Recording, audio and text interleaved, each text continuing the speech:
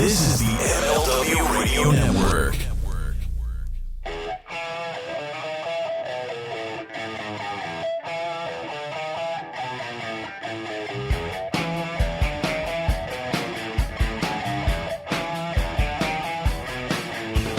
Welcome, everybody, to the Mind of the Meanie, your weekly peek into the world according to former WWE superstar and ECW original, the Blue Meanie. We'll cover wrestling, music, movies, sports, and lots of useless knowledge, all contained in the Mind of the Meanie. I am your tour guide, Josh Shernoff, and he is risen.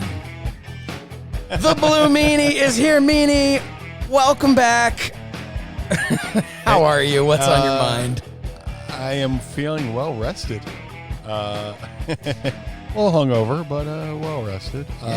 Death will it's do good that to be alive. It's good to be alive again.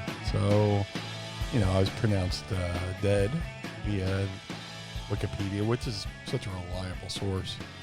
But it's good to it was good to visit some friends for a little bit and say hey, what's up, and then come back and join the show. So yes, I am risen and I am dancing. So Wikipedia mentioned, I don't know if they had it on there or not, how your son dealt with the news. The same person I had try to fix my death had him try. I said, "Can you fix this shit too? Yeah, please." I think it's off the site, but for some reason it still shows up on Google. Like if you Google me, if you do Google Blue Meanie Wikipedia, all that other nonsense shows up. And but if you go to actual Wikipedia, I think it's off. I just got to figure out how to get off the Google gimmick. Yeah, you know what I mean? I see Google here. Your spouse is still listed. Right. But if you go to Wikipedia itself and not the Google, so it Wikipedia, should be off there. It does not. Yeah. So it's updated. Yeah, I don't know how that works. I don't know how often they. Yeah, because all that stuff seems to be off of the Wikipedia, but then I guess there's maybe there's a certain amount of time where it goes through to. Maybe. And it's funny because. I was in Long Island doing a virtual signing for the fine folks at K&S. And we're doing it. I'm signing a bunch of stuff. A guy goes, "Do you know Wikipedia lists you as being dead?" And it didn't even faze me at first, because unfortunately, people in the past are going, "Hey man, I heard you were dead," and I'm just like, "Well, boo, I'm a ghost, motherfucker." I was like, man, where do people, not the K&S guys, but like in the past, I've literally had somebody go, Blue Meanie, hey, how you doing, pal? Oh, I thought you were dead. Why would you say that to somebody? What on what planet is it okay to go, oh man, great to meet you. I thought you were dead. It's like, oh, well, thanks. So I'm signing, and he said it, and it didn't even faze me at first. I went, yeah, Wikipedia, they say I'm married with a kid too, and I'm not even. And I just went back to signing, and then I forget what we got home from. I was like, I also joked on Twitter. I was like, well, I drove through Long Island, so maybe my Fitbit, alerted Wikipedia that my will to live had passed. Driving through fucking Long Island is the worst traffic ever.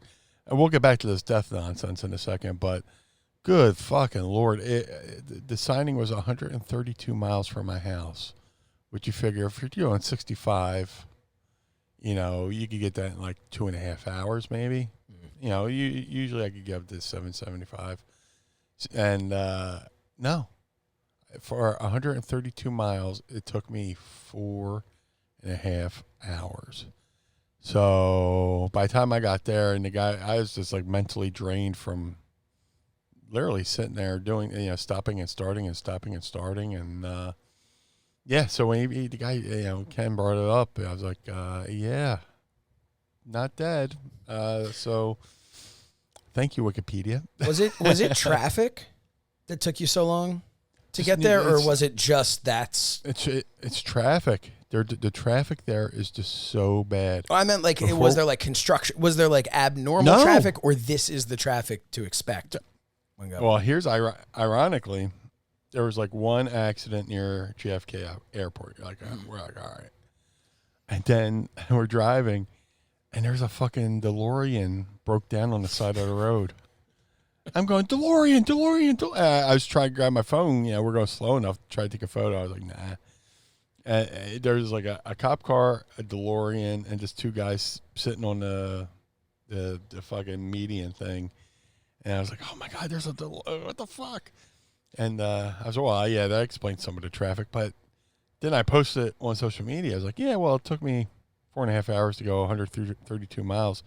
And everybody else said, yeah, it's probably like the worst traffic ever in the world. And when you're going that slow, and you're taking that long to go such a short distance, you start doing equations in your head of, where I could be right now in 4.5. I could be almost in Pittsburgh right now. I could be almost in Boston. I could have went to Jimmy's Seafood in Baltimore and been back by now. Yeah. You just start thinking, man, I could have gone literally anywhere and been there sooner. Fun fact about the broken down DeLorean. It wasn't broken down. The cop actually pulled them over there on the side of the road, trying to get up to 88 miles per hour so that they could jump to the future and not have to sit in traffic. Got pulled over. Yeah, well, there's, the drawbacks of, having a time machine that needs you to go 88 miles per hour. Yep. But, but the signing went great. And a little fun thing we did was we get off the exit. It says Amityville. I'm like, oh. So after the signing, we drove by the Amityville Horror House. Oh, wow. It was like a quick slow. It was like the slowest drive by. I was like, I didn't want to get out and be that creeper and be like, I'm sure they got everybody, taking photos outside their house, whoever owns it now. And you had just died and everything too, so it's it's a little on the nose, I think, to go. Yeah, I don't want to stir up any more rumors or get into a fight with a ghost. Think about how great that would have been, though, for you to be noticed at the Amityville Horror House. Be like, Blue Meanie is announced as being dead. Then the next thing is, no, Blue Meanie's not dead. I just saw him lurking around outside the Amityville Horror House. That's like, well, that doesn't really confirm or deny. But no. Well, hey, I'm not helping my own cause. We're really glad that you're alive. Oh, me too. I'm just glad I saw it. I was watching your feed. I want to say it was I don't remember which Patreon member, but somebody posted your feed into the Facebook, the Patreon Facebook page that we have. By the way, patreon.com/mindofthemeanie. And so it's like, okay, let me check it out. And in there, that's when they mentioned I saw the thing when it was mentioned. I'm thinking to myself, I'm like, man, had I not seen that, but instead just that would have been a bit of a shock. And I wondered how many people actually noticed it. First of all, why was that guy on Wikipedia who noticed? You know what I mean? I don't even know how it came up to where he would have noticed it while I was at the signing. Yeah. And I was messaging him, hey man, gonna be late, stuck in traffic. And he was just like, oh yeah, you're fine. We'll roll in, we'll roll the live feed when you get here. And I was like, okay. But imagine if I hadn't given him a heads up and then reads Wikipedia that says I'm dead that day, and then I show up and I show up and he has left because he thought I'm not coming. Well, that was the weird thing too, was that it was that day. Yeah, that it was discovered that day. Because I almost feel like that's how many people are. Not saying that you don't have a great Wikipedia page to check out, but it just seems so weird that anyone was just like, hey, why don't I check it out on the same day that somebody decided to say you were dead. And I also I don't get that. I've never understood the death hoax thing. Right. Who exactly are you trying to I guess maybe the idea is like, how big can we get this hoax to be? But I don't know. But it's so weird. I got a text from Chris Jericho, and he said, "Hey man, sorry to hear you died. Can I have your Van Halen collection?" And then he went on to congratulate me. He's like, "Hey man, I've been dead on Wikipedia 3 times, so Wow. I felt accomplished. Yeah, I felt accomplished that somebody go out of their way to do such a thing. You know, hey, they don't just do that to anybody. You know, it's true though. It's true. You know, they always say like, you've made it when you get like bad press, or you get because like nobody gives bad press to people who don't matter. You know, yeah, like they just ignore it. They don't say anything. So that's it. You made it because you were pronounced you've made dead. it when, you've made it when you become a Simpsons reference, a Weird Al song, or pronounced dead on Wikipedia. So, well, hey, congratulations. Hey, you win nothing, sir. Well, a new lease on life, apparently. Yeah, I gotta see when the expiration on the lease is, but we'll see what happens. But yeah, man, it was cool. It kind of everybody picked it up and had fun with it and stuff like that. It would have been nice if they mentioned our podcast, right, in these news articles. But yeah, maybe they will for the next time. Yeah, right. I have a resurrection. Oh man, well. Again, I did it in one day too, so that's got to be some kind of record. What's that? In one day, right? Yeah, I reincarnated or reactivated. Yeah, I reboot it, resurrected, pop the blue chew. Yeah, one day, man. So that's got to be a record. Yeah. No, you know what? I'm proud of you for that. Well, thank you, sir. Well, thank you.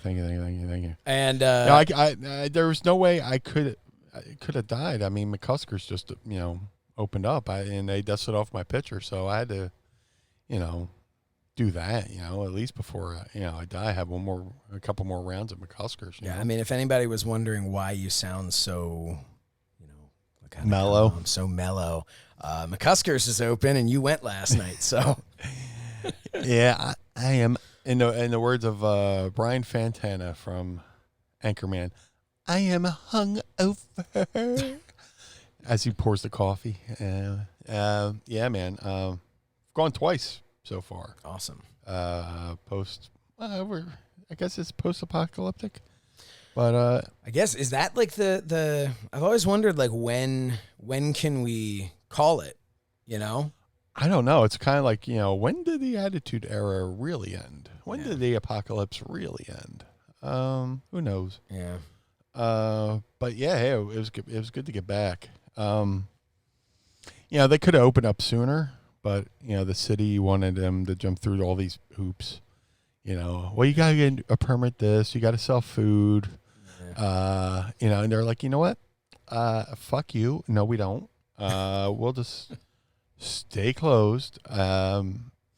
Because they made all these, all the bars in South Philly, you can go in there, but you had to be served food with your drink. So to get around it, certain bars were giving popcorn or they're giving Pop-Tarts and stuff like that. Oh, here's your food. And then like you had to get like permits for like, you had to do outside, you could do outside seating. So these people are building additions, like taking up valuable parking spots in South Philly. Just set up a thing where you could put tables and stuff like that. Oh man! And you were allowed to serve drinks to go, like mixed drinks to go. So now that the mandate on the masks at least in Philly are done. They were done on the 11th, and they you can no longer sell drinks to go. All this other stuff that they made you jump through hoops to buy permits for. Well, you can't do it anymore. So. There's that money well spent. Yeah, they made their money. But yeah, like I said, McCuskers owns the land. They own the building. Basically, they're just paying the utilities, Yeah. and stuff like that while they were closed. So it was cool to just get back. And the first night we went, it was a Wednesday, and Dougie was bartending. Just gave him a big old hug. And we just caught up. And then last night we went. He was like, let's get out of the house. Let's do something. And his twin brother, Ryan, was a bartender. It was so good to see him, too. And, we did the responsible thing. We took a lift and all that stuff. And, I had to check my lift records to see what time I actually got home because I don't remember getting home. So it's just like, 1:30. Okay. Yeah. And I have to be up at 7? Awesome. Jeez. That's great. Oh, man. I'm such a glutton. Such a glutton. Shackleford says, Shackleford! I saw the strip club in South Philly had a tent up. I don't know if that's like a pitching a tent joke or if that was actually... No. There's a strip club actually near where I go to the Dunkin' Donuts, across from the Dunkin' Donuts I go to. It's called Cheerleaders. Nice. And, a lot of the strip clubs, because you have to have outdoor seating. So to get around that, they put a tent outside in the parking lot. They had to, because I'm pretty sure they couldn't have outdoor stripping. So, right, yeah. But it could. Yeah. But would that be like backyard wrestling for stripping? I don't know. But yeah, just and in the winter, like at least Cheerleaders, they had bought heaters to pump heat into the tent and stuff like that. Nice. So I don't know. I mean, it's still up. Maybe they're going to take advantage of this extra space and. Maybe they figured they could charge more per head if they have this outdoor tent and stuff like that. And I don't know if they're allowed to do that just because it's an outdoor tent. If they can charge for head, I'm pretty sure there's a no touching. Unless I'm misunderstanding. Well, no, there's there's a cover fee to get in the building. I was making a head joke. Oh. Never mind. Well, I know you're a real estate agent, so I knew I'm We're talking turkey here. You're treating me with respect, like I'm getting technical, and I'm making a joke about. I don't think they're allowed to give head. Dude, I'm hungover. So you could have told me anything right there, and I'd just been like, oh, that's cool. Yeah, that's good. Yeah, I totally believe you. I do not have the willpower. Oh man. And I'm not one of those guys, I hate those fucking people when you say something to them, you see them pick up their phone and they start Googling like I'm a liar. It's like, yeah, dude, you don't have to fact check me right in front of me, First T-shirt we had, don't fact check me. Yeah. Yep. So it's what they call a callback 66 weeks later. But, not yet. Not yet. No, not yet. Sorry, I had to take a. We will be seeing Joel a little later tonight, though. When we finish recording, we're recording this on a Wednesday, and when we finish recording, we'll be recording That Was Extreme for ad-free shows. It'd be funny if we run long and Joel just does a run in on our podcast because we use the same link for both shows. So. Yeah, hello. Yeah. Well. That would be good because it would mean that Joel was on time. So yeah. Hey, that train's never late. Yep. Oh man. So let's see what else we have on the notes here. The itinerary. You came back to life. I feel dead. Yeah. I mean, I have some. Well, since it's called some people call it Meanie Easter, and some people could join the two words and called it Meester. There will be some Meester shirts I like available Meester. soon. I like Meester. Yeah, but, if you can't make money off of your own death, what can you do? Well, I got funeral costs to pay. Dying isn't cheap. No. Like Van Halen saying, they get you coming in and they get you going out, in and out. The problem for you, though, is most people, they just have their loved ones deal with it. But you went ahead and resurrected yourself, and now you're the one stuck flipping the bill here. So Yeah. What a rib. Oh, I died. man. I died. What a rib. Yeah. Big Rib Inc. But are people as our Patreon folks still in the room, or do they bail on this conversation? They all left. No, we've got Yeah. actually a pretty good, one of our best turnouts for live. Apparently, we thought we were going to be a lead-in for AEW Dynamite, but apparently AEW Dynamite is still not on Wednesdays. I don't know. The apparently there's still basketball going on, which is weird because the Sixers, they finished. So I don't. Yeah.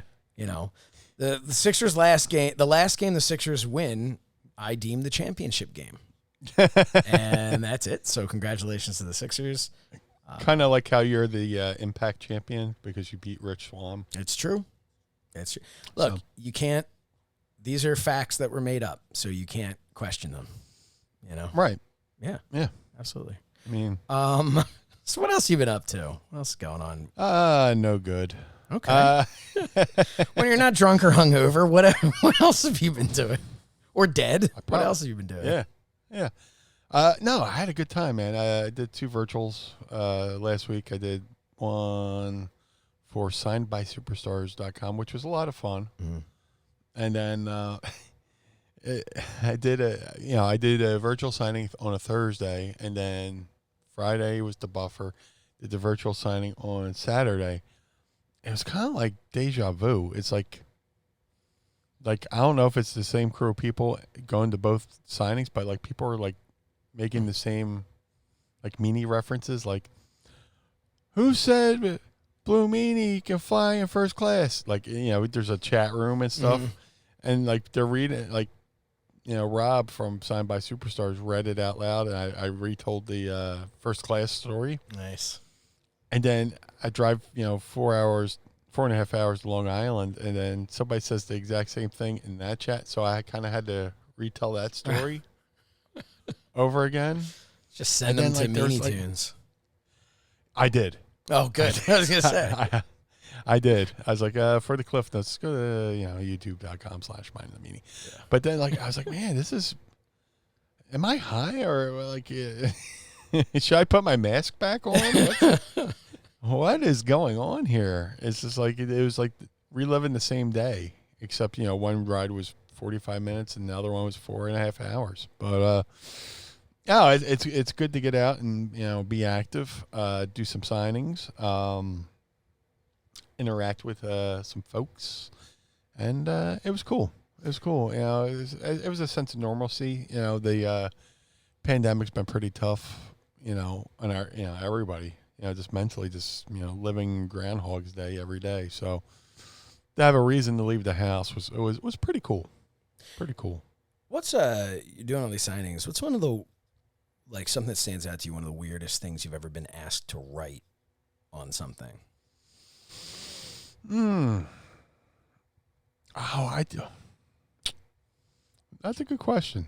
I did like a really one of the cooler ones was there was a painting, a one of a kind, one-off painting that they had made for Signed by Superstars, and there's like an Eagles fan in there in the chat room, and he wanted me to sign an Eagles green. Fly Eagles Fly, the Blue Meanie. So that was really cool. That's cool. Yeah. I signed it in the green paint marker and stuff like that. As far as anything weird, not much. It's pretty cool. I can't think of anything over the top. Job Squad for life, BWO for life. Yeah. Cool stuff like that. And then some people just wanted it signed. I was like, so they can sell it on eBay down the line. So sure. Well, they say that it kind of kills the value if you write to whoever, right? Because you write to Joe. Well, unless you're Joe trying to sell it to a guy named Joe. Yeah. So you're pretty much stuck with it. But I've always heard these theories too. Like when it comes to autograph collecting, is like anything signed in blue is like valuable. But like if you want to kill the value of like anything, if they're signing a green marker, it's like the value goes down or something like that. Like black or blue is like the preferred colors. Green and maybe I think red as far as collectors go, is because like I remember last time Van Halen was in town, and I was like, I got to be a mark. I got to find out where they're at and at least try to meet them, because I had a feeling this was going to be their last tour. I was like, I have a feeling Van Halen's not coming back to Philly anymore. So I have a buddy who's like an autograph hound. He knows where they're staying. He gets all these. He's got his photos, like his social media feed's like full with all these photos. It's like, dude, do me a favor, just let me know where Van Halen's staying. I kind of want to go check him out. So long story short, we go down there, and I met Wolfie, who's new album just came out. It's amazing. Mammoth WVH. Check it out. And then Alex hung out. Eddie had to bail. Dave wasn't there. But Alex hung out, and he was going to sign autographs. And, like, all these people had stuff to sign, like drum heads, Van Halen drum heads, records, all that stuff. I didn't want anything signed. I just wanted to get a photo, or just shake a hand, So, like, I was like, oh, fuck. I'll have him sign my ticket. I had my tickets for the show that night. So I was like, sign. But like his manager / security guard goes, you will get an autograph. You will be signing with this marker, and it was like a black marker, because I think, if he would have signed it in blue, it would have been made the value of the item. But he made it, he's like, specifically my marker. And it just made me think of that. So I think about that every time I do a signing too. Like if I sign in a different color, it's like, I wonder if this is killing the value. Well, I'm glad to hear that the blue is apparently the highest value, because that's what we signed all of our Cello Toys figures. And which, by the way, yeah, man. By the way, I've uncovered a couple signed ones, so we've got like 4 signed ones left. Nice. So get on it, everybody. We still have a few. I've seen people posting online that they're all of their pictures of them, and then people go, oh man, I wish I had some more so I could, let them breathe. And we've got some damaged packaging ones. Basically, all that means, damaged packaging, is the card is bent, or there might be a little tear on it or something. If you're opening it up anyway, it really doesn't matter. The figures are all still sealed in. It's just, these are not ones that we would sell. These are not ones that we would traditionally send to people. Because if people want to display it mint on card, we can't send them, something destroyed. So you can get them a couple bucks cheaper over at mindofthemeanie.com. So check it out. They're still available. And as soon as, Meanie's already back out there doing stuff. We're going to be doing stuff August 7th, which we'll talk about in a second. But yeah, as Meanie's getting back out there, guys, you're going to be... there aren't going to be any figures left, pretty much, They're going to be there. He's going to be able to sell them at a table, and that's it. We don't have that many left. So once they're gone, they're gone. Yeah, once they're gone, they're gone. There will never be a reprinting of these figures. I can't say that there'll never be another Cello Toys, Blue Meanie, or Josh Shernoff, because I'm pretty confident I'd be wrong. But this 2-pack, 2-packs in general, we've talked about that, Meanie, on the show. Cello it didn't work out well from shipping, and I think that's it. Even if they said, no, they sold so well, we need to do another one, they'd be different. In some way, they'd be different. The package would be different. Yeah. The figures themselves would be different. So if you are a completist and you want every Blue Meanie figure, do it. And get on it. Yeah. They're actually, people are selling them on eBay. Already. People are already selling them on eBay, marked up. So, again, don't go to eBay. We're still selling them for cheaper. Somebody was selling a loose... And signed. They were selling loose figures of you and a loose figure of me individually. And I think my loose one was going for like $20 and yours was like $35 or something like that. That's insane. It to me, you can, for the, like, I just get it mint on card. You're paying less, like you're going to pay less than that. Like if you bought your figure, out of package on eBay for $35 and mine for $20, that is a good $10 more. That's like $12 more, I think, actually, than if you got the damaged packaging one. What are you doing? Like, I love being a part of a secondary market, but what are you doing? Don't do that. Yeah, I don't get it. And get it from the source. You can get it signed. Yep. But Devin Miller, piggybacking off the other question, what is the weirdest thing you've signed? So you haven't been asked to sign too many like weird phrases, but what is the weirdest thing you've actually had to autograph or been asked to autograph? Oh man, other than like a human body part, I guess it depends on the body part. Yeah, I think I've signed a car. Wow. Somebody, I don't know if they were going to get like clear coated over or whatever. You just go, all right, I'll sign it. I've signed somebody's dashboard too once, which was weird.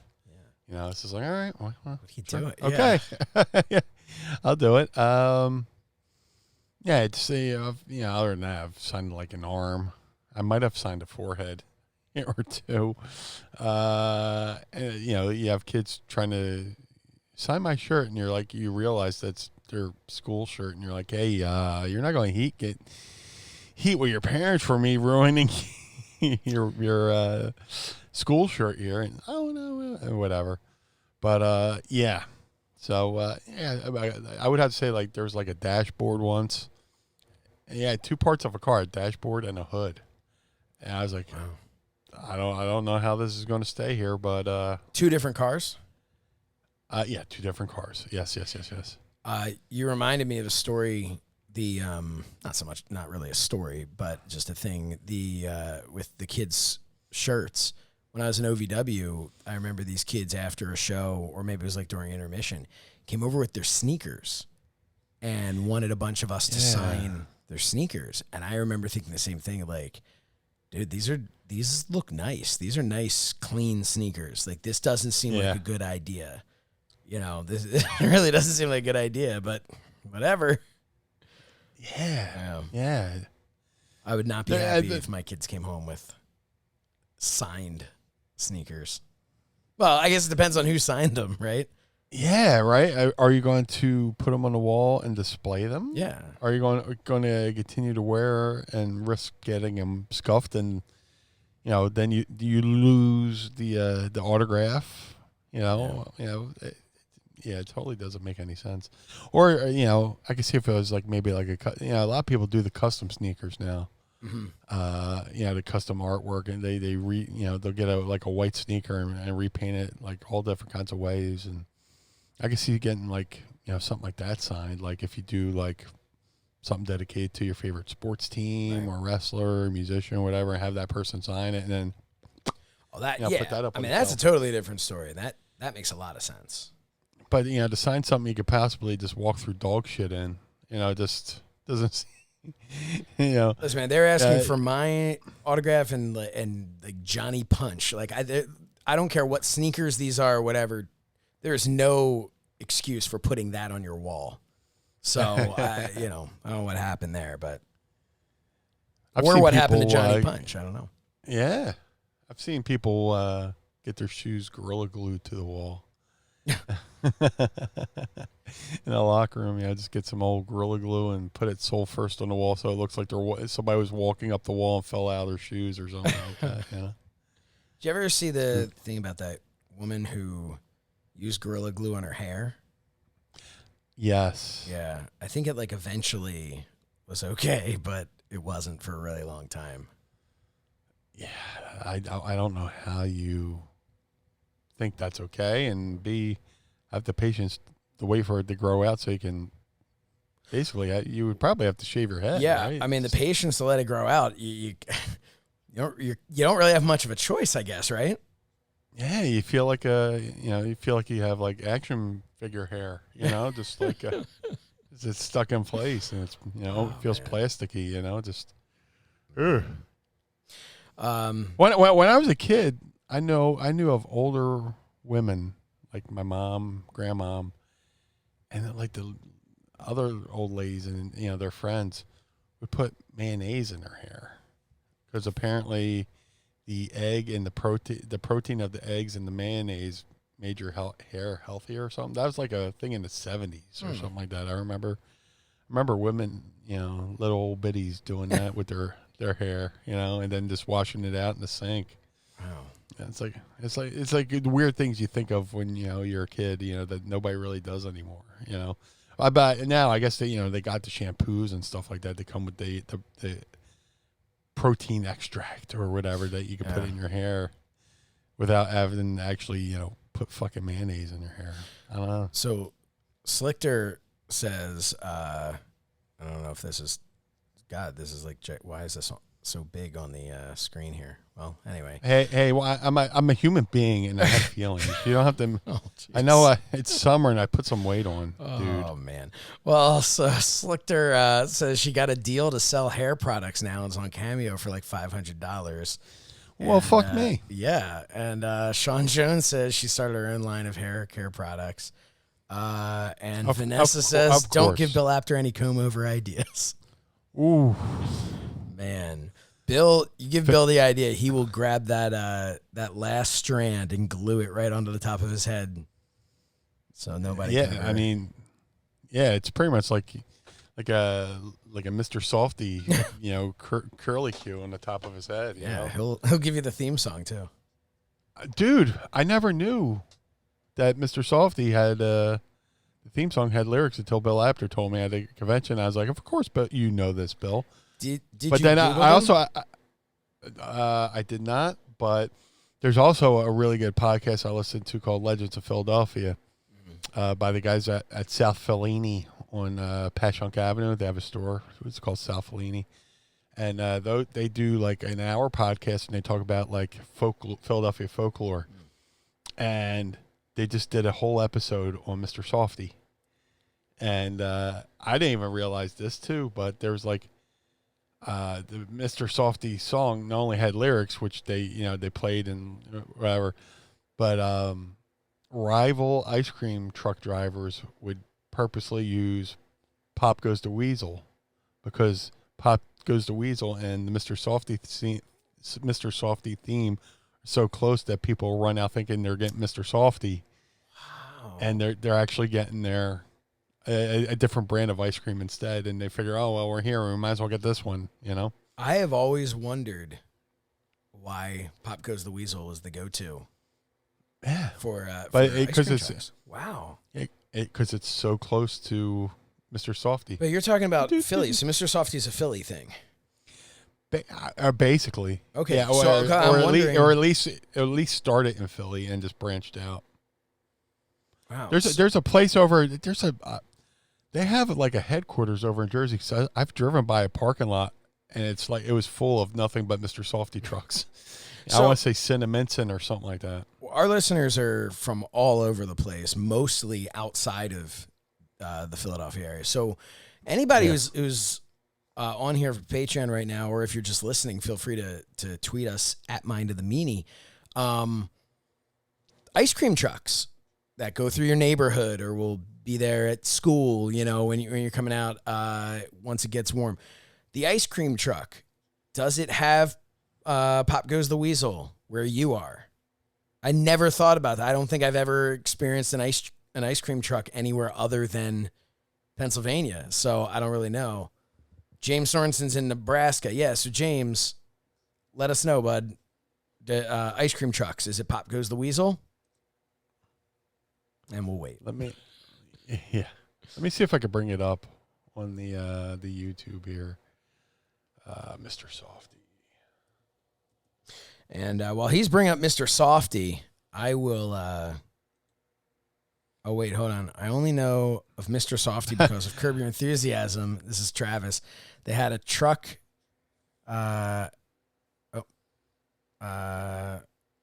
Richmond, Virginia. When I was there, though. Jonathan Chambers says, "Pop Goes the Weasel in Scotland." Okay, so I guess that's not. Maybe it started in. I don't know. Maybe it started in Philly. Maybe it didn't. I found the Mr. Softy theme. Yeah. Somebody looped it for 12 hours. Oh my God. So let's see if this plays. Hopefully there's no. Can you hear that? Yeah. Well, yeah, it's very similar to Pop Goes the Weasel. Yeah. Here's my favorite part. Clap, clap. Wow. As a kid, I was always wait for that part. And now let me see if I can find Pop Goes the Weasel. Pop Goes the Weasel. I typed in Pop Goes the Weasel, and Pop Goes the Weasel creepy version came up. I'm Nice. like, all right. So... Speaking of creepy versions, Vanessa Bello. Oh, never mind. I ain't going to play that. Vanessa Bello says, used to live a few streets away from someone who owned a food truck and would play The Entertainer while it was parked in his driveway after sundown. It would creep through the woods and sound very creepy. The Entertainer, like Billy Joel's The Entertainer? That's what my mind went to. I'm the Entertainer. So it was creepy, like you thought just Billy Joel was just out there in the woods singing to you? Yeah. Sorry, ma'am. We only do wandering down by the Billy river of Joel. dreams and trying to... Yeah. Looking for an uptown girl. James says, I wish it was the BWO theme. There you go. Mind of the Meanie ice cream bars. Hey, but while we're talking about all this stuff, we can take a brief time out to just talk about our appearance coming up August 7th. Absolutely. The Brothers Gatter Studio. Somebody shared on social media. The Brothers Gatter were at they were out selling some of their art at a street show. And someone was like, oh, there's a poster there, and it had a picture of you, Meanie, and a picture of me, and it was promoting the event. But I noticed off to the left, peeking over behind that poster, was a Blue Meanie wrestling buddy. And so cool. It was there, and it looked really good. So yes, the Brothers Gatter are making the Blue Meanie and Josh Shernoff wrestling buddies, which can be bought individually or, of course, a package deal for Mind of the Meanie. And Mind of the Meanie will be there in person for a meet and greet and buddy signing. It's, of course, the Blue Meanie and myself who will be there. The time will be 1:30 p.m. to 4:30 p.m. Mountain Time. So that's, get that straight because that's been confusing to me. Although... they then have later on their website 1:30 to 4:30 Eastern Time. So I'm going to run that one back and say we don't know. But be there anyway. Join us August 7th, 2021 at the Brothers Gatter Studio and Store from 1:30 p.m. to 4:30 p.m. either Mountain Time or Eastern Time. Either way, just show up. They will have myself and Meanie there. We'll be doing the podcast from there. And a unique meet and greet and buddy signing event. We'll be hanging out all day long, talking wrestling, art, family, and maybe even legendary monsters. So that'll be exciting to see what that is all about. But yeah, so you can go get the Collector Wrestling Buddies signed in person. You can get their Mind and Body sticker, which is so cool. And then the Blue Blot 8x10 original art print, which I'm just waiting, Meanie. I want to get my hands on all of these things. I can't wait. And then we've got a photo op with your personal camera. Come on in, grab a picture with us. Limited to 1,000 pictures. It's how many you can click at a time. And of course the meet and greet. Now, if you can make it, show up. We're just telling you, just show up. Be there. What are you doing? But if you can't make it, that's okay, because you can also go to brothersgatter.com. That's brothers, GADDOR.com, and you can RSVP, reserve your spot for a virtual meet and greet as well, to make sure that you'll be able to be on there. It's not just going to be watching us. And from what I understand, it's not even going to be like a lot of the virtual signings, like Meanie, like you were a part of. I think it's going to be more along the lines of like a Zoom type situation where you'll actually be able to come in there and we will see each other and be able to actually chat. At least I know that is their intention. So we'll keep you posted on that. But definitely if you can't be there in person and you're thinking about getting these wrestling buddies, get the experience. Get the whole experience. It's going to be a lot of fun.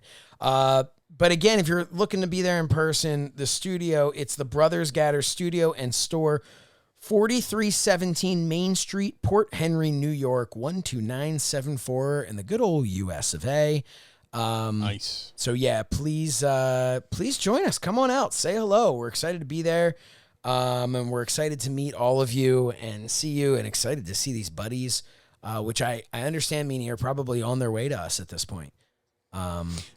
That's awesome. Yeah, so we'll be able to hold them up on camera. Yeah, it's just so cool to have like a first of any kind of, like as far as merch, it's the first ever Blue Meanie buddy. Yeah. So it's going to be very cool. I'm very proud of it. I'm so cool that like I say this with everything. Money, it's an investment. This company's the Brothers Gatter are. They're artists, but they're also businessmen, and this is quite an investment on their part to trust us to deliver on the return of this investment that they're taking in us, our podcast and us as individuals. So that said, thank you so much to them.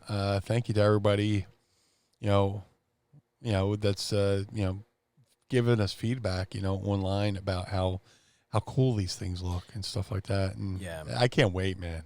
It's exciting. Don't, if you don't want to do it to support us, support them, because they really did put their trust in us, and they're going to be so let down. So just, support small business. Yeah. Support small, but that's another, they're a small business, that they're kicking out of this pandemic going, absolutely. As strong as they can, and also just in general, I'm gonna have to get some more information for next week about the whole event that's happening in Port Henry, New York, that weekend, because it's just a part of it. You'll be able to walk down Main Street, and stores they'll be open with all kinds of fun activities, and there's a monster there. I believe his name's Champy. Okay, and he's lives in the lake or something, and I really am not well versed in this, so I'm excited to learn about it, and we're all going to learn together on August 7th. But apparently, there's a shoot monster that lives there, or so they say. So, I'm excited. I'm all for it. Yeah, I want to see what this is all about. Might take a road trip down to the beach there to look into, go wade around in the water looking for Champy, but. It's gonna be a lot of fun. But yeah, so again, August 7th, don't miss out. And if you can't be there in person, as they say, if you can't be an athlete, be an athletic supporter.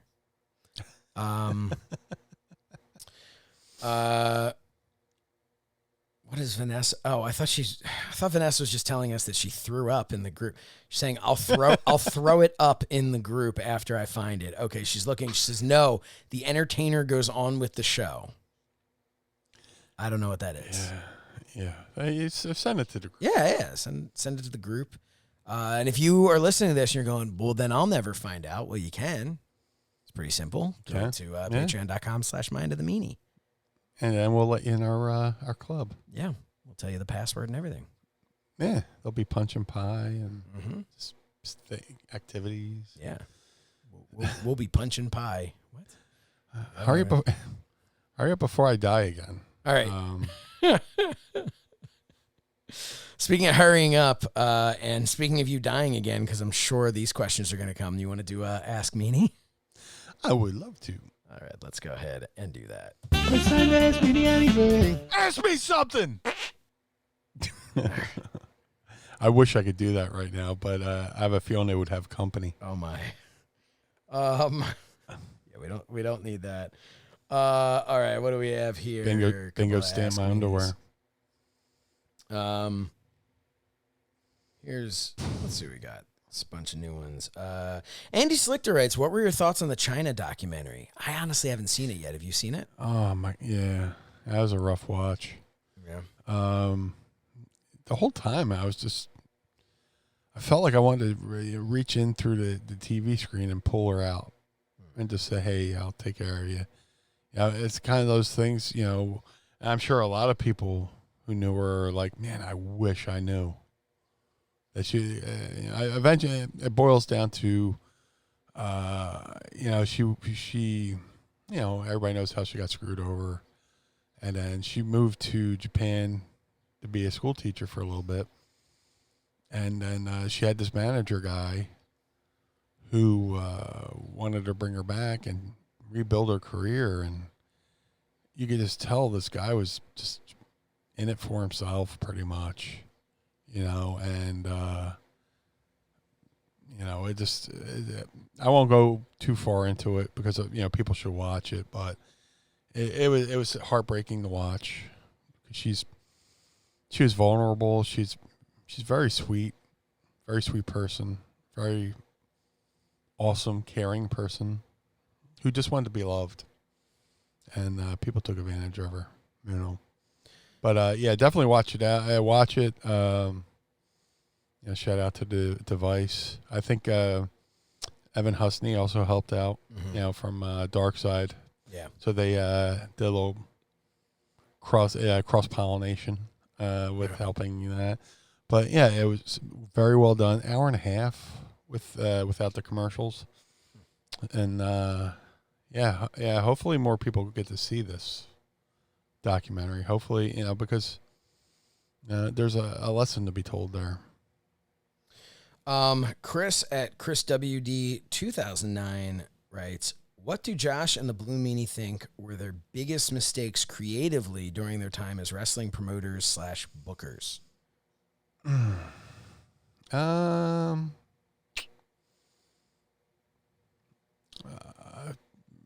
don't know. I did a lot because one of the biggest mistakes I see people make is relying too much on the internet.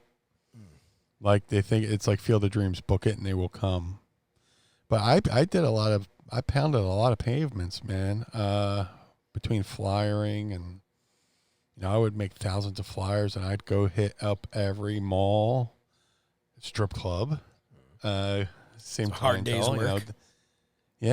Diners, just flyering cars and just finding small businesses that'll let you put up a poster in the window, stuff like that. And biggest mistake, I'm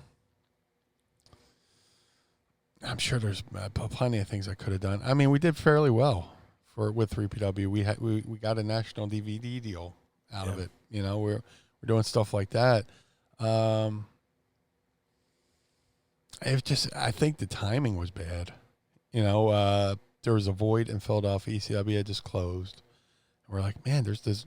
When Tri-State Wrestling Alliance closed, Todd Gordon and Bob Ortiz and Bob Lex Ortiz and Larry Winter was like, man, there's a void here. Let's create this new thing. And ECW was born. And, when ECW closed, again, there's that void. And we announced our first show only to find out that it's brand new upstart Ring of Honor starting. Like the week before. So, and it's nothing you could control. But the timing was really bad on it where February 2002. We had this, they called it the Philly Indie Wars. 3PW versus Ring of Honor versus CZW. And then we all banded together when XPW came to town. And hey, do you know who was not included in those wars? Who? TWF, which also debuted in February of 2002. That's funny. Yeah. Yeah. I mean, that was, you talk about biggest mistakes creatively, was not learning what was going on elsewhere in the territory, for lack of a better term, and looking at it going, oh, you know what? I don't really know that there is a market for us here, but yeah. Yeah. Well, what else was I going to say? XPW did a stupid lease on the ECW arena, kicked out 3PW and CZW. So the next show they ran at the arena, we purposely went head to head with them. And the first night drew horribly because they went head to head with CZW. And during that show, they announced that the show that was going head to head with 3PW was canceled. So all the fans who were there, who had tickets for XPW, and all the talent that was in town for that show came over to our show at the Electric Factory. So that was awesome. Pretty cool. Yeah. James Marvin Taylor writes, if you could reform the BWO with new members, who would be your first picks? Are we talking comedy wrestlers, or are we? I mean, let's say, to kind of narrow it, right? Let's say like WWE or NXT or whoever, like whatever roster you're most familiar with at the time right now. Let's say you get a call from, Triple H, and he goes, Meanie, we got an idea. We want the BWO back. We want you to kind of be the, you're almost like the manager for the new BWO. Come up with who are you putting in? We want your creativity, Meanie. You're the guy behind the BWO. Who's going in the BWO? I feel so bad. He's my buddy too. I'm blanking. Half a Heavy Machinery. Otis. I would have Otis just because he can go, but he's funny. Yeah, and I feel I could mesh with him well. Like we wouldn't have to. We could just go out there and improv. Definitely Orange Cassidy. Yeah, just because and that's my computer doing a gimmick there. All right. Who is this? I don't know if that bled through, but Orange Cassidy, just because I'm so envious of how he gets away. He does the least and gets the most reaction out of it. And then, probably have to pick Danhausen. Oh, yeah. Talk about a guy who's created such an over character that he's got shirts in Hot Topic now, and he was just on Conan O'Brien. Yeah, so he's super creative. Those guys, I just listed are super creative. Of course, I would say Drew McIntyre, but it's a comedy gimmick. Right. You can't have somebody. You got to have people who will be funny, but also can go. And that's the cool thing about that's the thing I like about the BWO is like we did the ha-has and we were fun and jovial going to the ring, but then when the heels screwed us over, we got serious. Yeah. Like a lot like the Public Enemy would do the "Oh Johnny," but then they would turn around and go, "We're gonna get you" at TCW. So I think those guys, those modern guys, that would be awesome. They repackaged Otis. They shaved his beard. Yeah. They did this whole took away anything that made him unique. And I'm looking at that and I'm going, man, they should have just brought the Blue Meanie in and made him like a new Meanie, and you could just manage him. That would have been more entertaining than what they're doing with him. Yeah. But we got a question from Shackleford here. What was your guys' experience and thoughts on Rockin' Rebel? He's a piece of shit, but yeah, that's about it. Yeah, I mean, I don't mean this as like a cheap plug, but if you want, we did talk about it on Talking with Friends, which is available now over at youtube.com/So Says Shernoff. We moved it on over there to make some room, a Mind of the Meanie for more Mind of the Meanie things. But Meanie was hot because we never booked him for the TWF. No, we moved Pack it. Your shit. Yeah, we moved it over there. But we had a lot of experiences. We briefly talked about Rockin' Rebel because we didn't want to give the guy too much air. He's one of those guys who was he was a piece of shit, a garbage human being, and left the world as a piece of shit and a garbage human being. And a coward. In his final acts. And Google it if you want to know. But no, I have personally nothing. I mean, I've got stories of working with him, but it always comes down to self-serving piece of shit. And even the thing is, it's like, even if it was like, oh, my business dealings with him were incredible, it's like, no, he's still a piece of shit. He's a horrible person, and they weren't incredible. So, No. Yeah. Like, and there's people who are like, oh, he's a great guy. No, he wasn't. No. If he was nice to you, because he needed something from you. Yep. So, I'll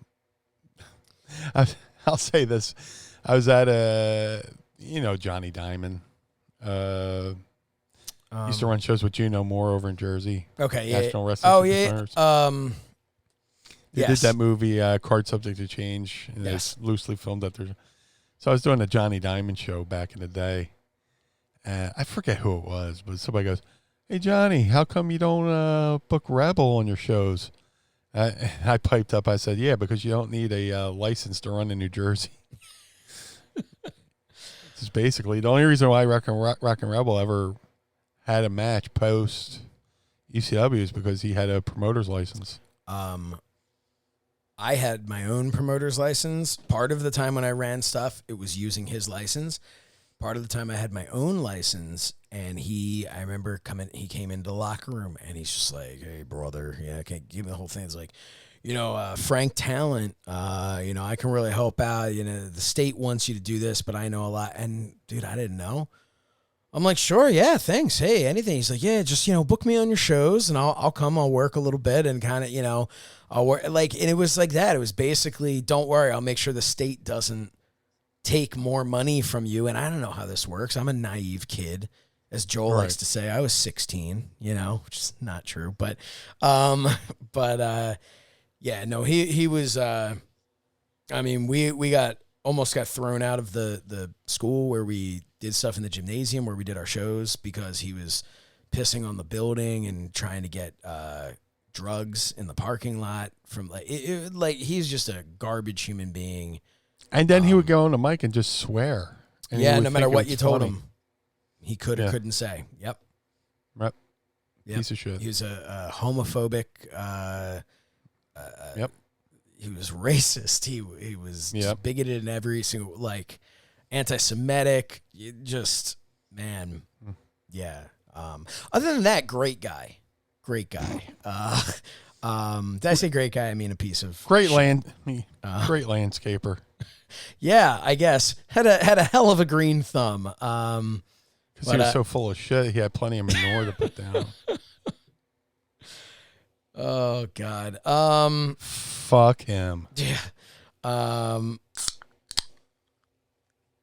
Let's see what else we have. Yeah, that fuck him is the best way to describe it. And then we can never talk about him again. Yeah. Hey, Andy Slichter back for s'more. Steal my gimmick. Coming back. Yeah. What would be in Meanie's episode of Most Wanted Treasures, and would Conrad Thompson be willing to drop some coin for it? Yeah, I think he's got one thing from me. Yeah. Kayfabe, brother. Yeah. Somewhere I got a press kit from WrestleMania 4 that I really don't think it made it out to the public. It's like one of those old school folding binders, photo of Trump Plaza, WrestleMania 4, and it came with 8x10s of Hulk Hogan, Robin Leach. Wow. Everybody who's on the show. And then it gives you the cliff notes of the history of WWF, the list of past champions, all this cool shit they gave out to the press. And I got it because my grandfather was a security guard at Trump Plaza, and his boss knew that I was his grandson. My grandfather's grandson was me, was a huge wrestling fan, so they got me into all those fan fests and stuff. But I got this binder in my house, which I don't want to say it's one of a kind, but it's something of a kind because I don't think I've ever seen it out in the wild. That's pretty cool. Yeah, you got to dig that up at some point. I got my itinerary. I got my itinerary for WrestleMania 15. That's pretty cool too.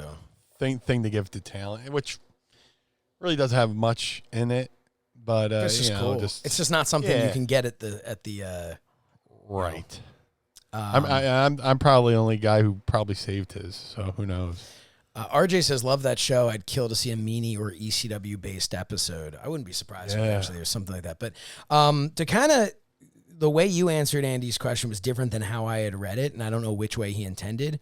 But the other way that I had read it was, let's say the episode is like You're the Star, like we've had the Sergeant Slaughter episode, the Ric Flair episode. Okay. The Jerry Lawler one, like that. So let's say, and I don't know if this is how he meant it, but it's just how I read it. And it's an interesting question is, what would be your, like, what if they come to you and, Triple H calls you and you're up on that big screen and you got your Mind of the Meanie logo behind you. What would be the thing when he goes, hey, Meanie, we're trying to find some Blue Meanie or Job Squad or BWO artifacts or something.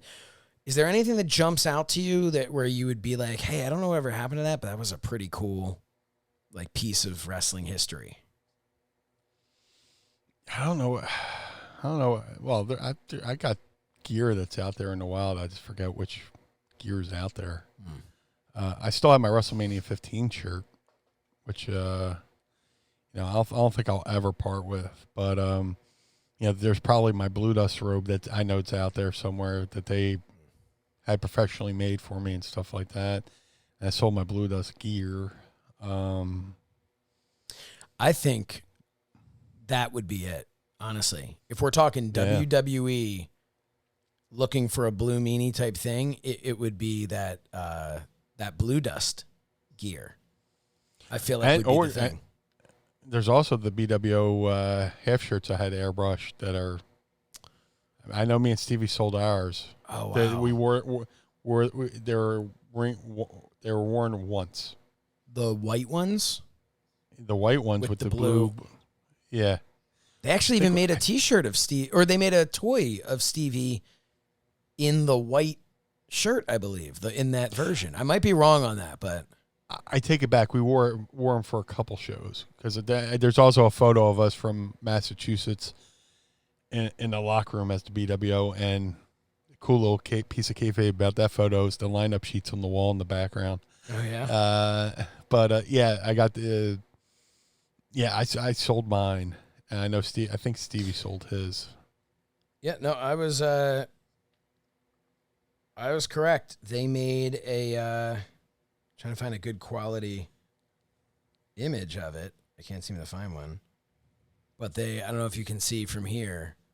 It's tough to see on the camera, but yeah, they made ECW like flashback photos or figures. I don't know why I can't say that. And too many F's, brother. Yeah.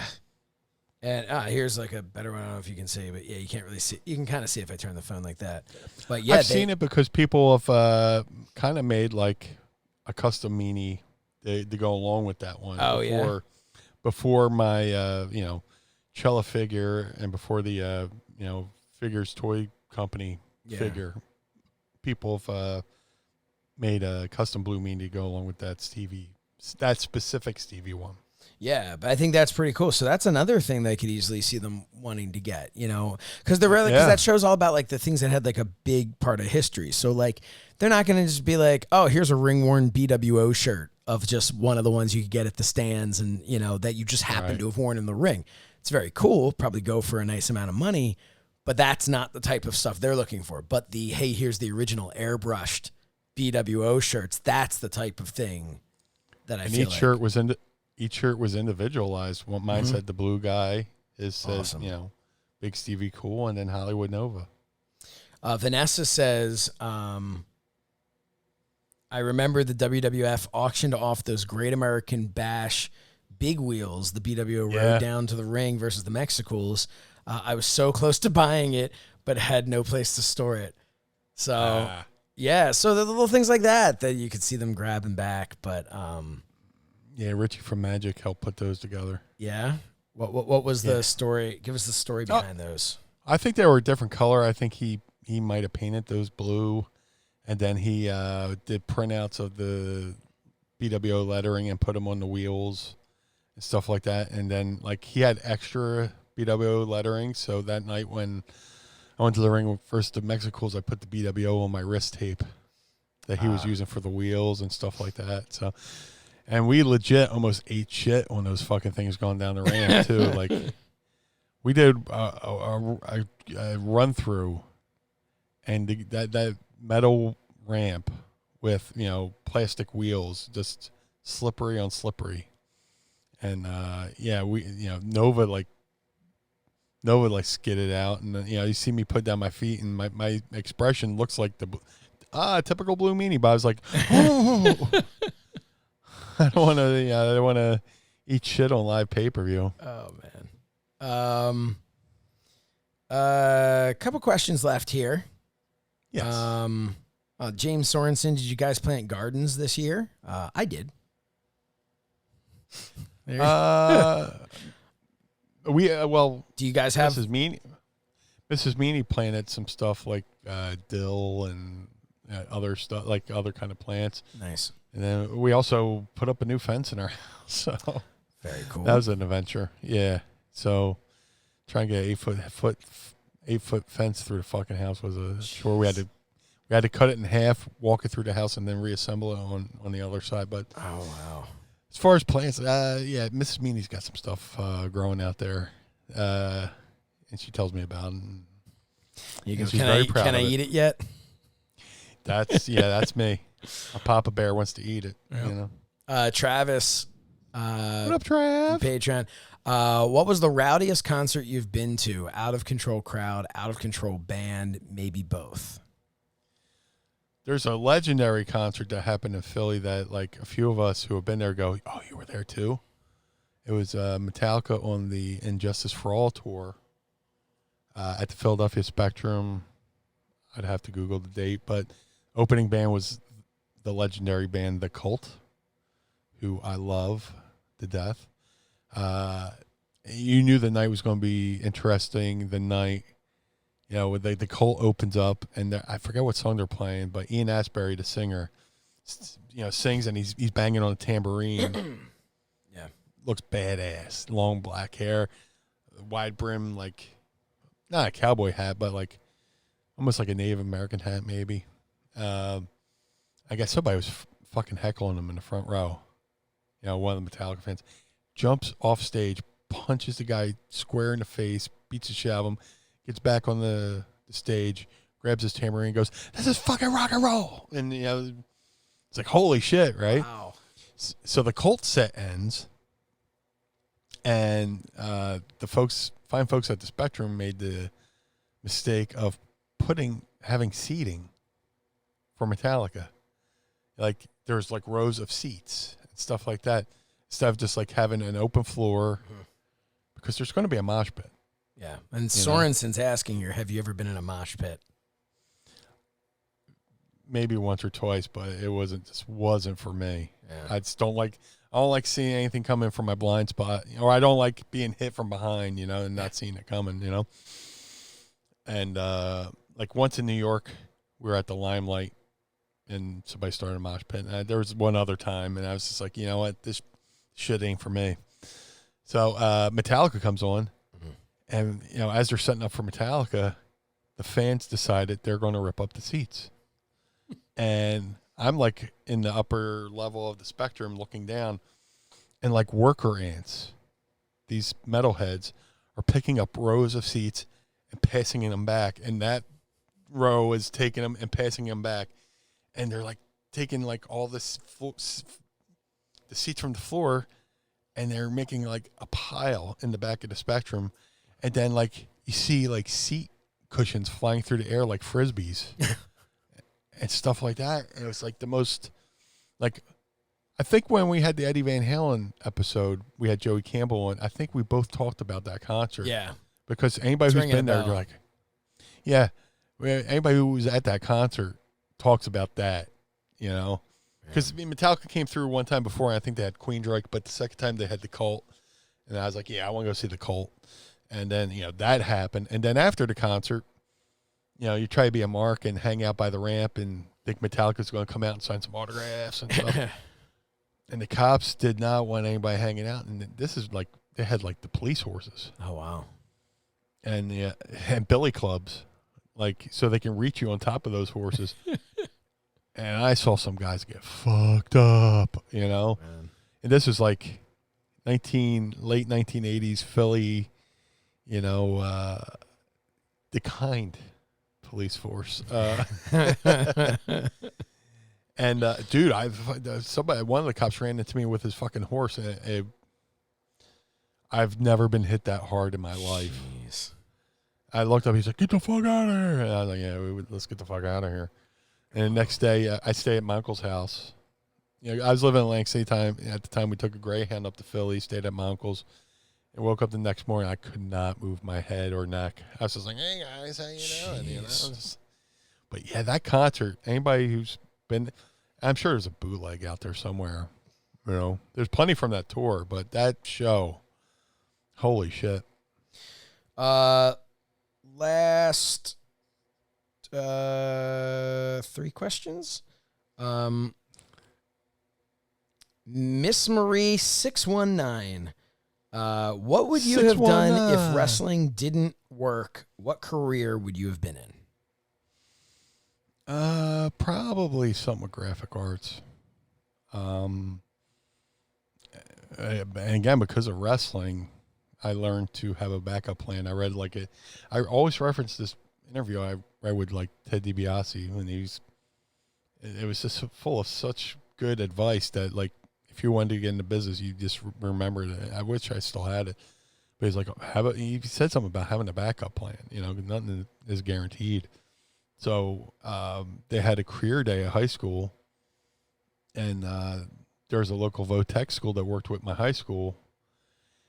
And I was like, yeah, let me take up a vocation, you know. And I initially went there to try to do something with electronics, you know, being an electrician. And I was like, yeah, there's too much fucking math in this motherfucker. So, but my boy my boy Mario was going to graphic arts. He's like, dude, it's awesome. We're doing, you know, we're working on printing presses. We're doing stuff in the dark room, shit like that. Now there's another graphic arts across the way. I wish I would have took because they taught silk screening and shit like that. So I could have just, if I would have learned how to silk screen, I could be A, working at a t-shirt shop, making t-shirts. B, if, you know, wrestling worked out, I could just make my own shirts. Yeah. You know? I could double dip, you know? Yeah. All right, last 2 questions here. Yes. Fake name writes, SummerSlam 99, you were spotted backstage during the Al Snow Bossman match trying to electrocute Pepper with a car battery. Yes. What the fuck? Exactly. Yeah. Yeah. Dog had it coming. Fucking outbeat my ass because I made a Pepper joke, you know? Fuck that dog. Oh, man. All right, and the final question here, tying all back into the celebratory nature of today's episode. Patreon member Sean Jones. Was it difficult moving the boulder from the mouth of the cave?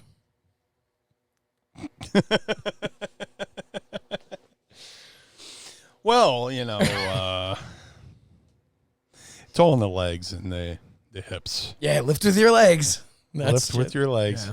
This is a team lift, but it's just me. I can't wait for people to see the shirts that are coming out for this. Yeah, I've seen a sneak peek of one of them, and it's there'll be 2 versions. One that our very talented Andy Slichter made, but you know, like I said, I went to school for graphic arts, and then I could design shit, and I was like, you know, I haven't done anything in a while. Let me just dick around. Yeah. I came up with one, so there'll be 2 options. There's nothing more inspiring than dying and coming back to life. Yeah. To just be like, you know, I should pick up some of my old hobbies. Well, I got a funeral to pay for. So. Yep. And hey, you can support that funeral over at ProWrestlingTees.com/Blue Meanie, if you'd be so kind. And then, hey, speaking of Andy Slichter, We have a million Andy Slichter shirts over at prowrestlingtees.com/mind of the meanie. You can find some of my fun stuff at prowrestlingtees.com/so says Shernoff. Absolutely. Yeah, subscribe to our YouTube, youtube.com/mind of the meanie.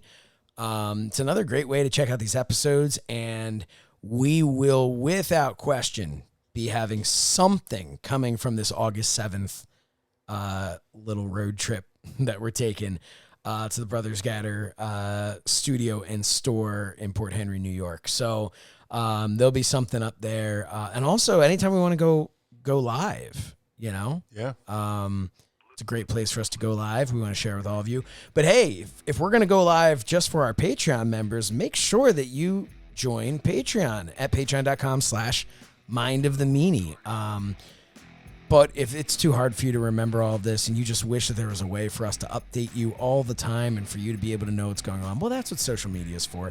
So follow us on social media at Mind of the Meanie, and individually, if you'd be so kind, at Blue Meanie BWO and at So Says Shernoff. That's across the board. That's Twitter. That's Facebook. That's Instagram. Yeah, there's Cameo. Hit up Cameo too. Cameo.com/Blue Meanie BWO. And cameo.com/So Says Shernoff. We're there for you. Man, what else? What did I miss? Did I miss anything? Mindofthemeanie.com, Cello Toys. Yeah, Cello Toys. We got a lot of stuff coming up. Stuff I can't wait to announce as well. So, yeah, man, I think you nailed it. I think you got it. Nice. Well, 66 weeks of doing the same thing again and again. Eventually get it right. Groundhog Day. Yeah, but man, with that, Meanie, any I want to say last week I said any last words and then you died. So I want to make sure. Yeah. Any final thoughts on this episode? What am I, Jerry Springer here with the fucking final thoughts? Be good to each other and what I don't know what that is. Yeah, no, seriously, thank you to everybody who's here. Thanks you to the folks who join us each and every week on patreon.com/Mind of the Meanie. Thank you to everybody who supports us through Pro Wrestling Tees, through Cameo, through all our ventures. It means a lot. We know you have a choice, and it sounds corny, but we're grateful you chose us. So thank you very much. Absolutely. And keep choosing us if you'd like to. And if you do, well, we'll just keep being there for you every Monday. Another trip into the mind of the meanie. Blue World Order. The world of MLW radio never stops.